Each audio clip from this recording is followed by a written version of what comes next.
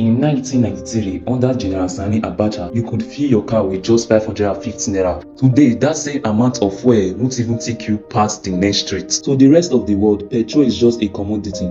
But in Nigeria, petrol is the heartbeat of the nation. When the price at the pumps move, everything moves. The cost of your money bread, the school bus fare for your children, and even the rent you pay for your house, all of it tied to this liquid. How did the giant of Africa go from fuel being cheaper than a bottle of coke to fuel being a luxury that only the rich can comfortably afford? To understand our present struggle, we must look back at the 7 men who held the keys to our refineries. This is the story of how our hope was priced out of reach. We begin in 1993, the era of the military degree, while the political climate was cold. The price at the pump was remarkably low. Petrol was just 11 naira per litre. If you own a Toyota Corolla, filling that 50-litre tank cost exactly 550 naira. But there was a catch. Why it was cheap? It was scarce. This was the birth of the fuel queue, because our refineries were starting to rot from the inside. Nigeria would spend days sleeping at petrol station just to buy that 11 naira fuel. We had the oil, but the system was already beginning to fail us. When Abacha passed away in 1998, General Abdulsalami Abubakar took over. He had one job: hand over to a civilian government. But before he left, the economy felt its first major shock. In just 1 year, the price nearly doubled to 20 naira. For the first time in history, Nigeria needed a 1,000 naira note to fill a car. The cheap era was over, and the era of subsidy debate was just beginning. In 1999, democracy returned. President Olusegun Obasanjo wanted to reform Nigeria and pay off our massive foreign debt. But to do that, he turned to the petrol pump. Between 1999 and 2007, the price did not just rise, it climbed like a ladder, from 20 naira to 30 naira to 65 naira, and finally at 75 naira. By the time Obasanjo left, filling that same Corolla tank cost 3,750. Nigeria were groaning, but the economy was growing, and for a moment it felt like we could handle the weight. Then came a man many Nigerians still remember with tears in their eyes: Umaru Musa Yar'Adua. He did something that no leader in modern Nigerian history has done since. He looked at the suffering of the masses and did the unthinkable. He reduced the price of fuel. He slashed it from 70 naira to 65 naira for 3 brief stable years. The cost to fill your tank dropped to 3,250. It was a golden window where the government actually let the people breathe.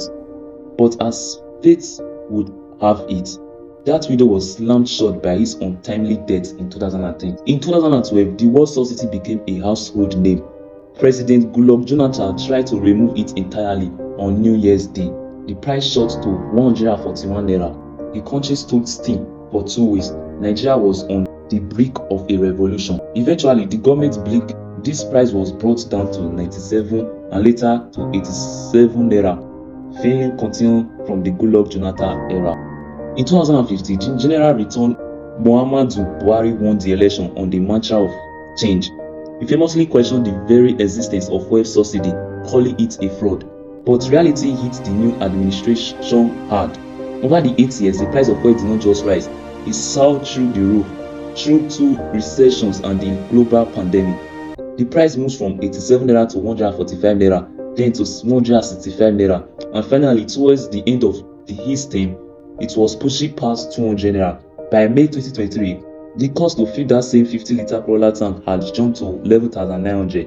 The 10,000 naira note, which used to be a fortune, could no longer fill a car. The middle class was not just groaning, it was starting to vanish. Then came May 29, 2023. President Bola Mohammed Tinubu changed the Nigeria economy forever. It was not a gradual climb, it was an explosion. As the government floated the naira and removed the age-old subsidy, the price at the pump became a runaway train. From 195 naira to 500, then to 617 naira, then to 897 naira, and in many parts of the state today over 1,200 naira per litre. Today, to fill that same 50-litre tank, the same tank that filled for 550 naira in the 90s, we now need 61,350 naira to put that in perspective. We have moved from a nation where fuel was a right to a nation where fuel is luxury that dictates whether a family eats or goes hungry. The idea of this video is not just to talk about number, it is to show you the trajectory of a nation in 30 years.